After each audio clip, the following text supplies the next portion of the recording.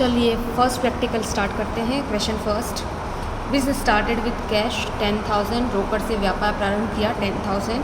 Second में transaction भी similarly दिया है, business started with cash 10,000 and furniture 20,000, रोकड़ जो है 10,000 रुपये और फर्नीचर 20,000 रुपये से व्यवसाय प्रारंभ किया। दोनों सिमिलर ट्रांजैक्शन इसलिए दिए हैं क्योंकि आपको एक एक ट्रांजैक्शन की प्रैक्टिस अच्छे से होती जाएगी। अब हम इस क्वेश्चन को करते हैं जनरल में। आपको जनरल के लिए ऐसा फॉर्मेट बनाना होगा।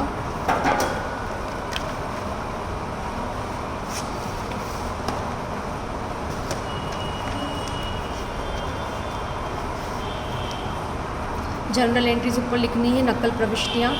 हिंदी में लिखना चाहते हैं तो आप यहाँ लिख सकते हैं नकल प्रविष्टियाँ।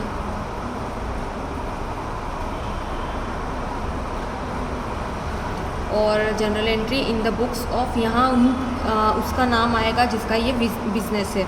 अगर मैंने क्वेश्चन इसका आपको नॉर्मली क्वेश्चन में लिख दिया जाएगा कि रमेश की बुक में जनरल एंट्रीज कीजिए या नकल प्रविष्टि कीजिए, pass the general entry in the books of Ramesh, इस टाइप से आपको क्वेश्चन दिया जाएगा तो उसमें आपको ऑनर का नाम लिख दिया जाएगा, बिजनेस ऑनर का नाम। वो जिसकी भी बुक्स में आप ये जनरल बनाएंगे उसका नाम यहाँ पे आपको लिखना है। डैश की पुस्तकों में हिंदी में आप ऐसे लिख सकते हैं। इसके बाद आपको एक फॉर्मेट बनाना है। इस फॉर्मेट के अंदर आप देख रहे हैं डेट, यहाँ क्या आएगी, डेट वाइज हम एंट्री करते हैं, मैंने आपको बताया, तो यहाँ आएगी डेट इस कॉलम में। पर्टिकुलर्स में अकाउंट आएंगे, जो भी 2 खाते या 3 खाते जो भी प्रभावित हुए हैं, जिन पे भी अफेक्ट पड़ा है, वो सारे अकाउंट यहाँ हम लिखेंगे। विथ यहाँ पे डिटेल भी लिखी जाएगी कि ट्रांजैक्शन क्या ट्रांजैक्शन हुआ है, उसकी डिटेल हम यहाँ लिखेंगे। LF मतलब होता है lecture folio, ledger folio, ledger मतलब होता है आपका खाता बही। तो इसके बाद एक बुक और प्रिपेयर होती है जनरल के बाद, जिसको हम बोलते हैं खाता बही, लेजर बोलते हैं, जिसमें अलग अलग अकाउंट को खोल दिया जाता है, क्लासीफाई कर देते हैं हम, अलग अलग छाट देते हैं। तो उस बुक के अंदर किस पेज नंबर पे कौन सा अकाउंट है वो यहाँ हम लिखते हैं। अगर यहाँ मैंने कैश अकाउंट लिखा है तो वो कैश अकाउंट उस बुक के अंदर, लेजर बुक के अंदर या खाता बही में कौन से पेज नंबर पे है, वो पेज नंबर यहाँ लिखा जाता है। प्रैक्टिकली वो लिखा जाता है, लेकिन अभी हम जब क्वेश्चन को समझ रहे हैं और अभी आपका जो क्वेश्चन हम कर रहे हैं, तो अभी हम सिर्फ जनरल देख रहे हैं, हम लेजर नहीं देख रहे हैं, इसलिए हम यहाँ पे अभी कुछ नहीं लिखेंगे। लेकिन आपको ये फॉर्मेट के रूप में आपको ये कॉलम हमेशा बनाना है। डेबिट और क्रेडिट, डेबिट अगर अकाउंट डेबिट हुआ है तो उसका अमाउंट इधर आएगा इस कॉलम में, डेबिट कॉलम में, और अगर अकाउंट क्रेडिट हुआ है तो उसका अमाउंट क्रेडिट कॉलम में आएगा।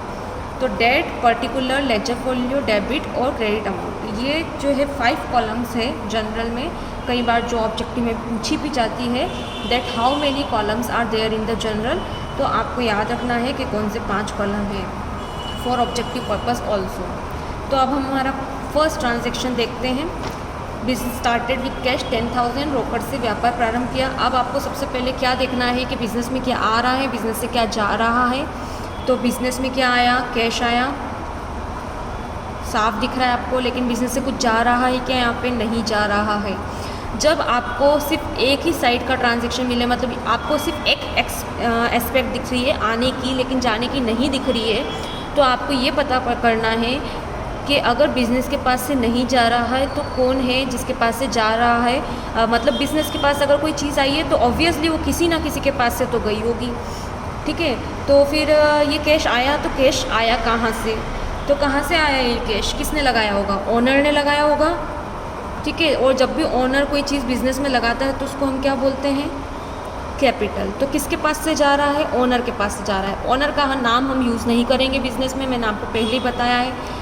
तो यहाँ ओनर कौन है, देने वाला है, गीवर है, और गीवर क्या होते हैं, क्रेडिट होते हैं। लेकिन ओनर का नाम हम यूज़ नहीं कर सकते, तो नाम की जगह क्या यूज़ करेंगे, हम कैपिटल यूज़ करेंगे। तो अब हम देखते हैं ट्रांजैक्शन। सबसे पहले आपको यहाँ पे क्या करना है, डेबिट लिखना है।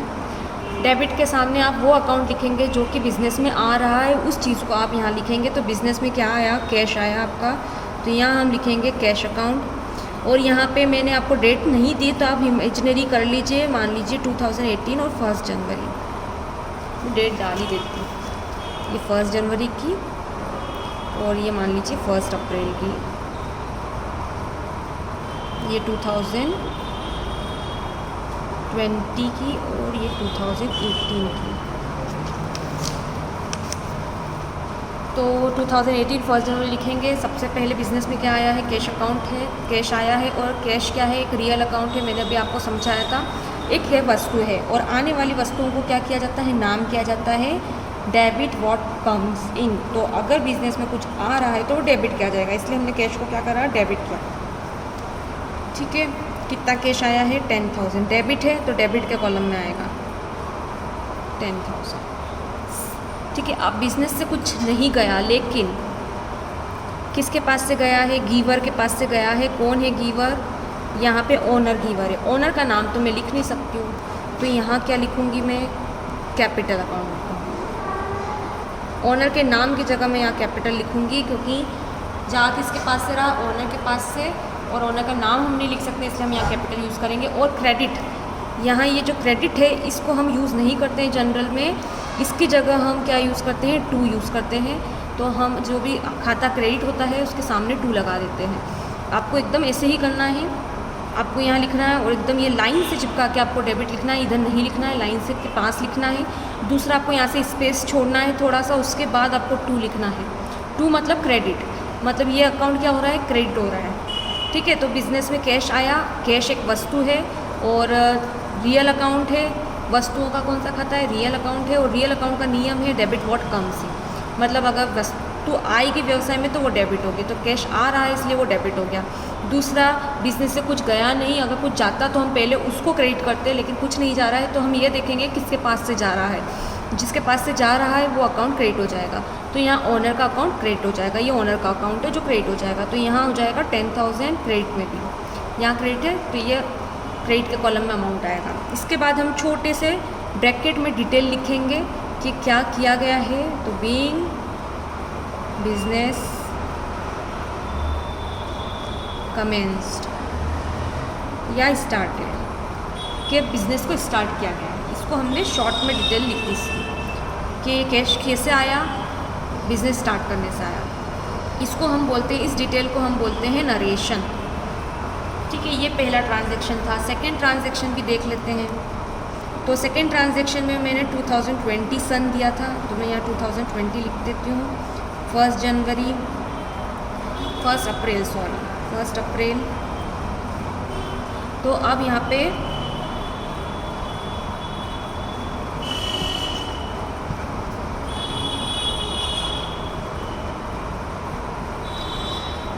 अब देख लीजिए, business started with cash and furniture, दोनों से स्टार्ट करा है। कैश 10,000 है, फर्नीचर 20,000 है। ठीक है, रोकड़ 10,000 और फर्नीचर 20,000 है। तो बिज़नेस में क्या आ रहा है, कैश आ रहा है, तो कैश अकाउंट क्या हो जाएगा, डेबिट हो जाएगा, क्योंकि ये एक वस्तु है और आती है अगर वस्तु तो डेबिट की जाती है। सिमिलरली फर्नीचर भी आया बिज़नेस में, तो फर्नीचर को भी हम क्या कर देंगे, फर्नीचर अकाउंट करके भी हम क्या कर देंगे, डेबिट कर देंगे।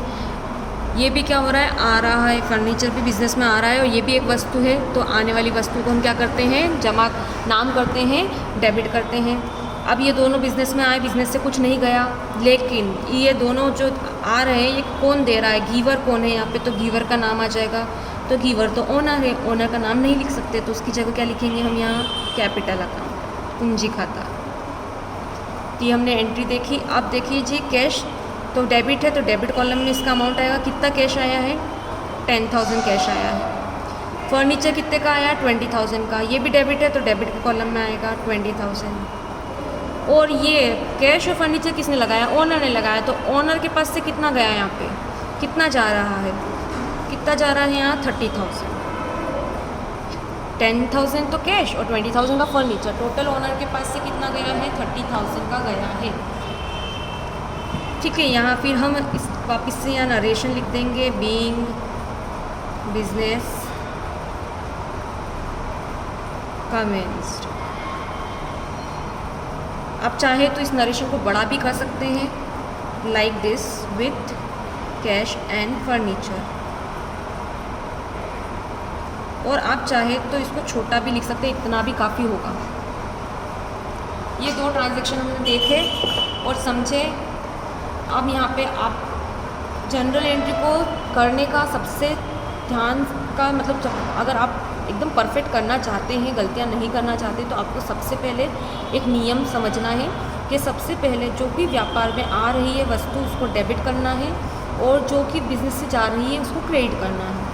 अगर आपको सिर्फ एक ही एस्पेक्ट दिखता है, मतलब आपको या तो आने वाला दिख रहा है या तो जाने वाला दिख रहा है, आप ट्रांजेक्शन में नहीं समझ पा रहे कि और क्या जा रहा है और क्या आ रहा है, तो जो भी आ रहा है उसको डेबिट कर दीजिए। और अगर जाने वाला नहीं दिख रहा है तो ये देख लीजिए कि गिवर कौन है, देने वाला कौन है, और उसका नाम क्रेडिट कर दीजिए। और सिमिलरली अगर आपको देने वाला तो दिख रहा है तो आपने उसको क्रेडिट कर दिया, लेकिन क्या आ रहा है ये समझ नहीं पड़ रहा है, तो रिसीवर कौन है उसको डेबिट कर दीजिए। मतलब सिंपल सा ये है कि आपको जो आएगा उसको डेबिट करना, जो जाएगा उसको क्रेडिट करना। जाने वाली चीज़ नहीं दिखती आपको तो हम गिवर देखेंगे, गिवर कौन है उसका नाम लिख देंगे। यहाँ गिवर था ओनर, इसलिए हमने यहाँ पे ओनर का नाम नहीं लिखते, इसलिए हमने कैपिटल लिखा। ये हमने एक ट्रांजेक्शन करे हैं, इसका मैंने आपको एक क्वेश्चन दिया है प्रैक्टिस करने के लिए। इस क्वेश्चन को आप उतार लीजिए, ये आपका होमवर्क है और इसका मैं सॉल्यूशन भी आपको दूंगी जिसकी आपको प्रैक्टिस करना है।